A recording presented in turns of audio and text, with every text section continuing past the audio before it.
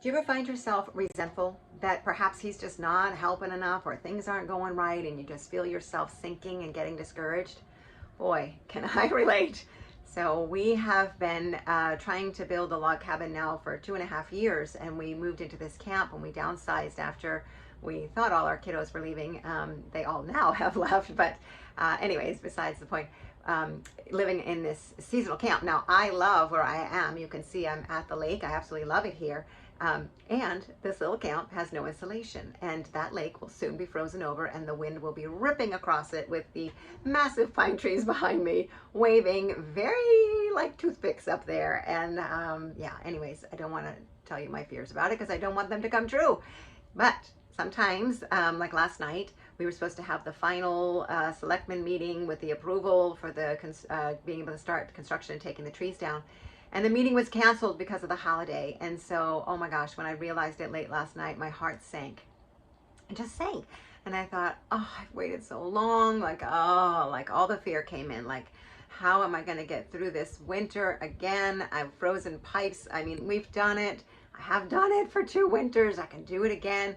But in the moment, my heart sank and I was just fallen to discouragement, which can happen. I hear it with coaching clients very often that maybe, you know, the marriage isn't healing fast enough, or he's moved out and he hasn't moved back yet, or you're together, but he's just glued on his device all the time and he's not helping out much.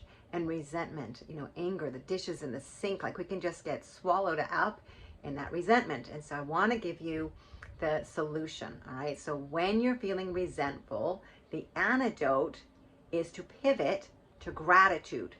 So this morning in bed, I grabbed my rosary beads because grabbing rosary beads is like holding the hand of the Mother Mary, and I needed her to hold me up. And then I just started being thankful that I had a roof over my head and that we've had rain the last 2 days and that I'm dry and that the roof doesn't leak and that I have a nice warm bed, that there are many people in the world that don't, you know, and that I do live at the lake, my goodness, and that, oh, you know, that we have the land, that all the permitting is in. My husband's done all that work, praise God. And so, you know, I knew that it wasn't going to be too long of a delay, but that hopefully, you know, we would get it soon.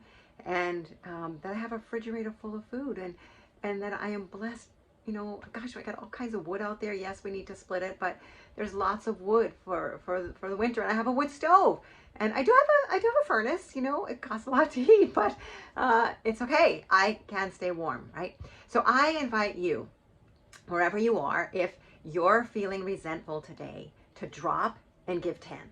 And if that doesn't shift your heart by the time you give 10 gratitudes, give 10 more. And at least 5 of each 10 has to be about the problem, has to be about the challenge that's got you down.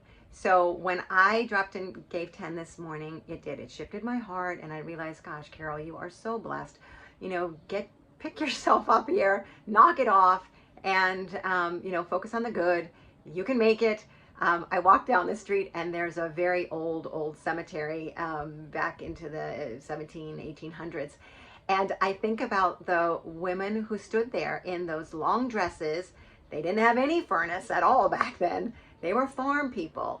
And some of them were burying their sons who fought in the wars. And I think, oh my gosh, can't even imagine, right? So my guy's back safe after 2 months out at sea. Gosh, that made me teary. But right, like the suffering, and I kind of unite myself with their souls, thinking, okay, you people did this. I can do this. I can do this. And really focusing on those blessings. So I just invite you to get hold of your thinking, to go to gratitude. And when you shift, like sometimes it can take me 20 or 30, but you know, I can get discouraged. And I just keep going with gratitudes until I feel it shift. And of all miracles, right, when I got up and turned my phone on, my husband had left a message that the woman at the town hall, even though the meeting had been canceled, she snagged all of the selectmen and got all their signatures. And we got our permit. And we can start getting the trees down, and we can, like, it's like, oh my gosh, God always has a plan, right? He always has a plan, and he's always working things out.